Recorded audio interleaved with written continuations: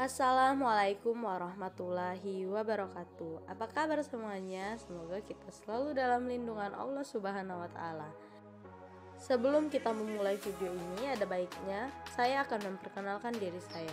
Perkenalkan, nama saya Yulia Anggraini, NPM 50285 dari kelas 2B Prodi PGSD STKIP PGRI Lubuk Linggau, dalam mata kuliah Pendidikan Karakter yang diampu oleh Bapak Tio Gusti Satria, Magister Pendidikan. Baiklah, pada video kali ini kita akan membahas tentang strategi menciptakan sekolah berkarakter yang meliputi poin-poin sebagai berikut. Yang pertama, membangun sekolah demokratis. Yang kedua, membangun sekolah berdisiplin moral. Dan yang ketiga, membangun sekolah kooperatif. Dan yang terakhir adalah membangun sekolah progresif berbasis karakter. Yuk, langsung saja kita bahas materi tentang strategi menciptakan sekolah berkarakter. Poin pertama, membangun sekolah demokratis. Kondisi yang sangat perlu dikembangkan dalam upaya membangun sekolah demokratis menurut Ben dan Apple pada tahun 1995 dalam buku Rosada 2004 adalah sebagai berikut. Yang pertama, keterbukaan saluran ide dan gagasan. Yang kedua, memberikan kepercayaan kepada individu dan kelompok. Yang ketiga, menyampaikan kritik sebagai hasil analisis dalam proses penyampaian evaluasi terhadap ide-ide. Yang keempat, memperlihatkan kepedulian terhadap kesejahteraan orang lain dan terhadap persoalan-persoalan publik.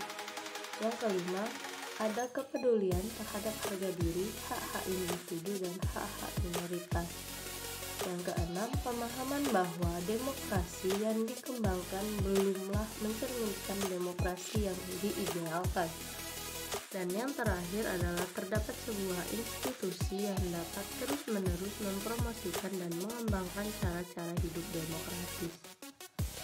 Mari kita lanjut ke poin kedua, yaitu membangun sekolah berdisiplin moral.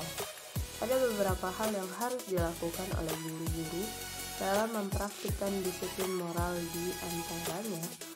Yang pertama, guru harus memproyeksikan pengertian kewenangan moral secara jelas dan tegas. Dan yang kedua, guru-guru memandang kedisiplinan termasuk persoalan pembuatan peraturan sebagai bagian yang lebih besar dari pengembangan komunitas moral yang baik di dalam kelas. Yang ketiga, guru-guru membangun dan menegakkan konsekuensi dengan cara mendidik. Dan yang terakhir, guru-guru harus menunjukkan sikap peduli dan hormat pada siswa dengan mencoba menemukan penyebab timbulnya persoalan kedisiplinan dan solusi yang dapat membantu keberhasilan siswa bersangkutan dengan menjadi anggota komunitas kelas yang bertanggung jawab. Yang ketiga adalah membangun sekolah kooperatif. Pembelajaran kooperatif adalah pendekatan pembelajaran yang berfokus pada penggunaan kelompok kecil siswa untuk bekerja sama dalam memaksimalkan kondisi belajar untuk mencapai tujuan belajar. Sekolah kooperatif menempatkan penekanan yang tinggi pada sekolah, guru, dan masyarakat bekerja sama untuk menyediakan lingkungan yang terbaik yang mereka bisa untuk generasi muda.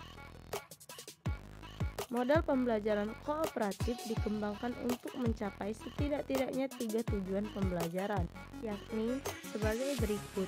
Yang pertama, bertujuan untuk meningkatkan kinerja siswa dalam tugas-tugas akademik.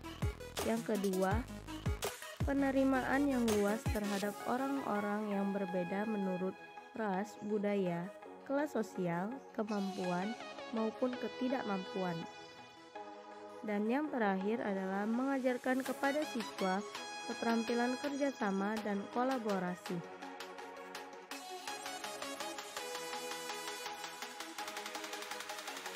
Sampailah juga kita ke poin terakhir, yaitu membangun sekolah progresif berbasis karakter.